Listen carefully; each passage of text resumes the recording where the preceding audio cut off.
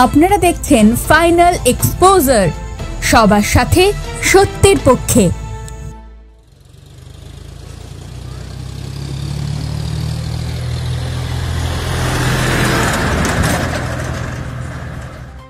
কয়েক বছর আগেও দুর্গাপুজোর সময় ফেরিওয়ালারা গ্রামে গ্রামে কাপড় বিক্রি করতে আসতেন।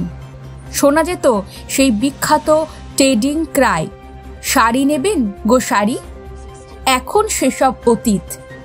শপিং মলের যুগে টোটোতে করে শাড়ি থেকে শুরু করে সমস্ত ধরনের পোশাক পরিচ্ছদ নিয়ে পাড়ায় পাড়ায় ঘুরে ঘুরে সেগুলি বিক্রি করছেন আউশ গ্রামের যুবক।